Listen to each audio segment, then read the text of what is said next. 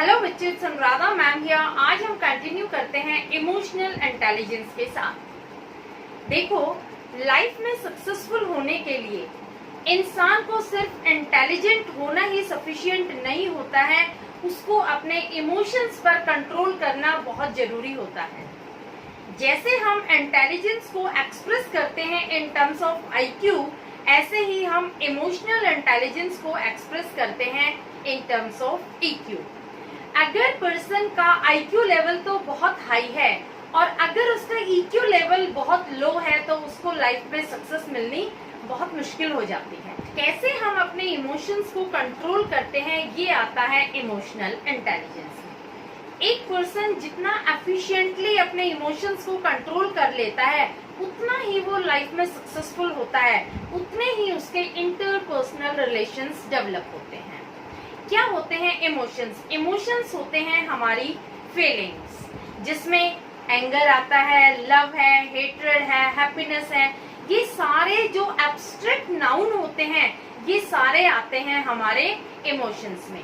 तो हम कितनी इजीली सिचुएशन को हैंडल करते हैं, किस सिचुएशन में हम बैलेंस्ड रहते हैं, किस सिचुएशन में हम ज्यादा ओवर एक्साइटेड नहीं होते हैं, किस सिचुएशन में हम ज्यादा एंग्री नहीं होते हैं, ये सब होता है इमोशनल इंटेलिजेंस का लेवल डिटरमाइन करना। इमोशनल इंटेलिजेंस में एक पर्सन बहुत अच्छे से परसीव करता है अपने खुद के इमोशंस भी और दूसरे के इमोशंस भी।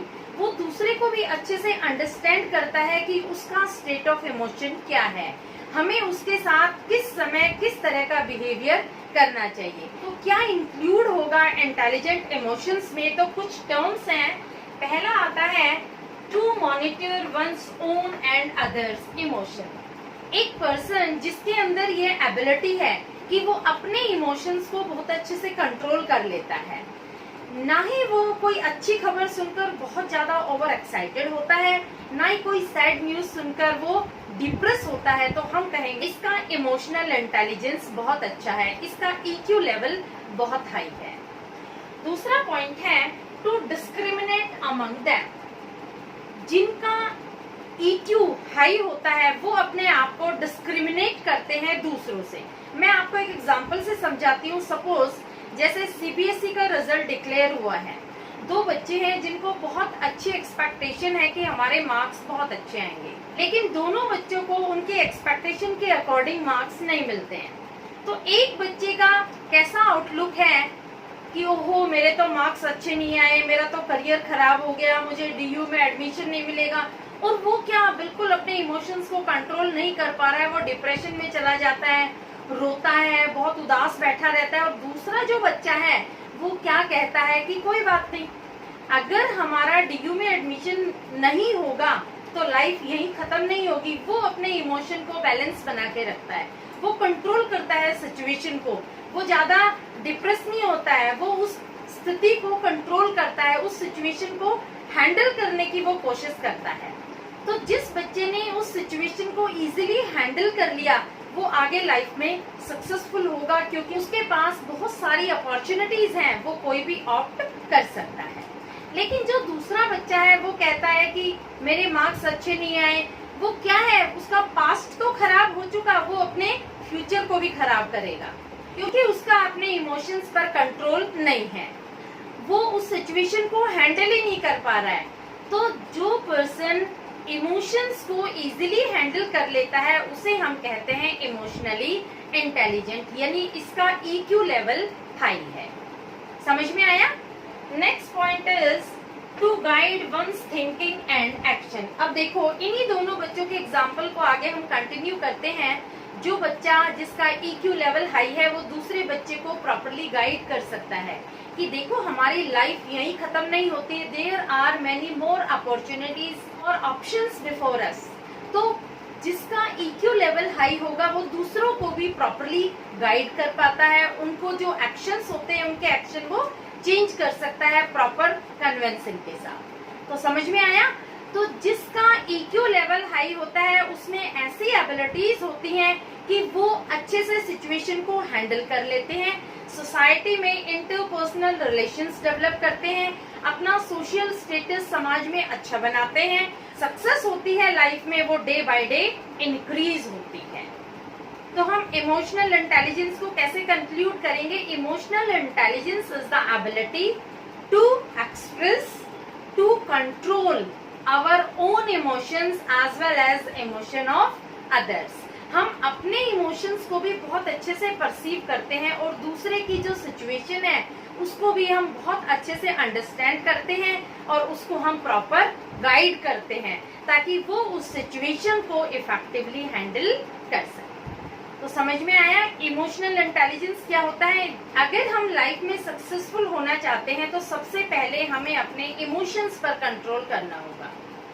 हमें सिर्फ इंटेलिजेंट होना ही सफिशिएंट नहीं होता है, बल्कि इमोशनली इंटेलिजेंट होना उससे ज्यादा इम्पोर्टेंट होता है, क्योंकि हमें इस सोसाइटी में रहना है और सोसाइटी में रहने के लिए हमें बहुत कुछ टॉलरेट करना पड़ता है। हमें अपने एंगर को कंट्रोल करना पड़ता है, हमें अपने इमोशंस को दबाना पड़ता है। तो एक पर्सन को आप कब कंसिडर करेंगे कि ये सोशली इंटेलिजेंट है, ये इमोशनली इंटेलिजेंट है?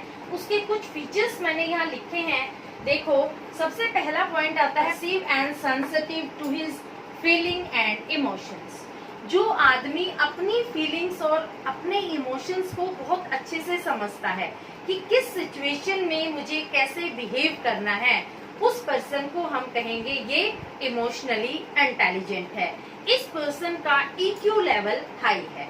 जिस पर्सन के अंदर ये एबिलिटी है कि वो अपने इमोशंस को अच्छे से कंट्रोल कर लेता है, तो वहाँ पीस एंड हार्मनी डेवलप होगी, क्योंकि उसे पता है किस सिचुएशन को उसे कैसे हैंडल करना है। सपोज सामने वाले आदमी को बहुत गुस्सा आ रहा है और उस टाइम अगर वो कंट्रोल कर जाता है तो वो जो सिचुएशन है वो खत्म हो जाएगी और बाद में हार्मनी डेवलप हो जाएगी। बाद में हो सकता है जिस पर्सन को गुस्सा आ रहा है वही आपसे माफी मांग ले, लेकिन उस समय आपने चुप रह करके ये दिखाया है कि आप इमोशनली इंटेलिजेंट हैं। तो जो पर्सन इमोशनली इंटेलिजेंट होता है उसके इंटरपर्सनल रिलेशंस बहुत अच्छे होते हैं, क्योंकि कन्फ्लिक्ट कहाँ अराइज होता है? जहाँ पर आप कंट्रोल नहीं कर पा रहे हैं। और जब आपने अपने इमोशंस कंट्रोल कर लिए, अपनी हर इच्छा को आप समझ रहे हैं कि मुझे किस सिचुएशन में कैसे किसके साथ बिहेव करना है, तो वहाँ लड़ाई झगड़े बहुत कम होंगे और जहाँ लड़ाई झगड़े नहीं होंगे वहाँ पर हार्मनी होगी और वहाँ पर पीस होगी। तो पहला पॉइंट आपको क्लियर हो गया। दूसरा आता है sensitive to the emotion and feeling of others. जो पर्सन दूसरे की फीलिंग के साथ भी बहुत सेंसिटिव है, यानी अगर कोई दूसरा आदमी उदास बैठा है, उसकी बॉडी लैंग्वेज को पहचान करके, उसके फेशियल एक्सप्रेशन को पहचान करके वो समझ जाता है कि ये कौन से स्टेट ऑफ इमोशन में है, इसकी इस टाइम क्या सिचुएशन है और मुझे इसके साथ कैसे बिहेव करना चाहिए। जिसके अंदर ये एबिलिटी होती है, अंडरस्टैंडिंग पावर होती है दूसरे के इमोशंस को समझने की, उसे हम कहेंगे कि ये person emotionally intelligent. Clear? Next point आता है he can relate his emotions to his thoughts while taking decisions. देखो, जो पर्सन इमोशनली इंटेलिजेंट होगा, जब भी वो कोई डिसीजन लेगा तो वो अपने इमोशंस को कंसिडर करेगा। ऐसे नहीं है कि वो कोई भी डिसीजन लेता है और जल्दबाजी में डिसीजंस ले लेता है। वो अपने इमोशंस को कंट्रोल करता है, पहले उनको कंसिडर करता है कि क्या मुझे ये डिसीजन सही रहेगा। हमेशा इमोशंस को अच्छे से समझने के बाद ही, उनको अंडरस्टैंड करने के बाद ही वो कोई डिसीजन लेगा। कोई भी डिसीजन वो जल्दबाजी में नहीं लेगा, जो पर्सन इमोशनली इंटेलिजेंट है। Next point is to control and regulate his emotions to maintain peace and harmony. अब देखो, जब भी कंफ्लिक्ट अराइज होता है वो होता है because of lack of emotional intelligence. जहां पर लैकिंग होगी इमोशनल इंटेलिजेंस की, वहीं पर झगड़े शुरू हो जाएंगे, क्योंकि आप अपने इमोशंस को अगर कंट्रोल नहीं कर पाते हैं तो क्या होगा? उसका रिजल्ट होगा डिस्प्यूट्स।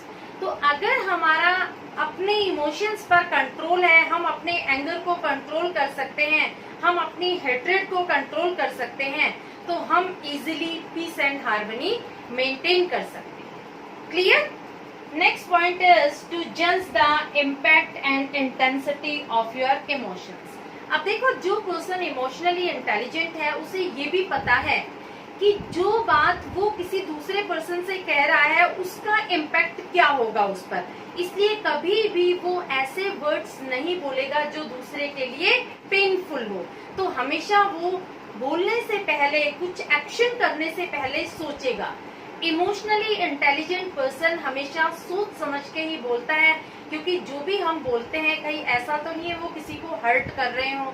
तो वही पर्सन इमोशनली इंटेलिजेंट होता है जो अपनी बात से भी किसी को हर्ट नहीं करता है। जो भी कहता है बहुत सोच विचार के बाद कहता है, और ऐसी बात वो कहता ही नहीं है, ऐसी कड़वी लैंग्वेज वो बोलता ही नहीं है जिससे किसी का दिल दुखे। ठीक है, तो ये सारे पॉइंट्स आ जाते हैं इमोशनल इंटेलिजेंस के फीचर्स। इमोशनल इंटेलिजेंस की क्लासेस जब स्कूल में दी गई तो बच्चों पर इसका बहुत पॉजिटिव इफेक्ट पड़ा। जो बच्चे डिप्रेशन में जा रहे थे, जो अपने आप को बहुत स्ट्रेस फील कर रहे थे, जो सोशली चैलेंज्ड फील कर रहे थे, उन बच्चों के एकेडमिक अचीवमेंट शुरू हो गए। उनमें कॉपरेशन का बिहेवियर डेवलप होना शुरू हो गया, उनका एंटी सोशल बिहेवियर डिक्रीज होना शुरू हो गया। तो इमोशनल इंटेलिजेंस बहुत इम्पोर्टेंट है लाइफ में सक्सेसफुल होने के लिए। आपने बहुत बार नोटिस किया होगा कि एक पर्सन का आईक्यू लेवल बहुत हाई है, लेकिन फिर भी ना तो वो फैमिली में एडजस्ट हो पाता है, ना ही अपने वर्क प्लेस में एडजस्ट हो पाता है, ना ही वो सोसाइटी में अच्छे से अपने आप को एडजस्ट कर पाता है। ऐसा क्यों होता है? तो हमारे साइकोलॉजिस्ट कहते हैं कि the basic reason is lack of emotional intelligence. उस पर्सन में जो लैकिंग पॉइंट होता है वो है कि वो सिचुएशन को अच्छे से हैंडल नहीं कर पाता। तो हमारे लिए सबसे ज्यादा इम्पोर्टेंट है कि हम अपने इमोशंस पर कंट्रोल रखें। Hopefully you must have understood it. Next video lecture में मैं लूंगी स्पेशल एबिलिटीज।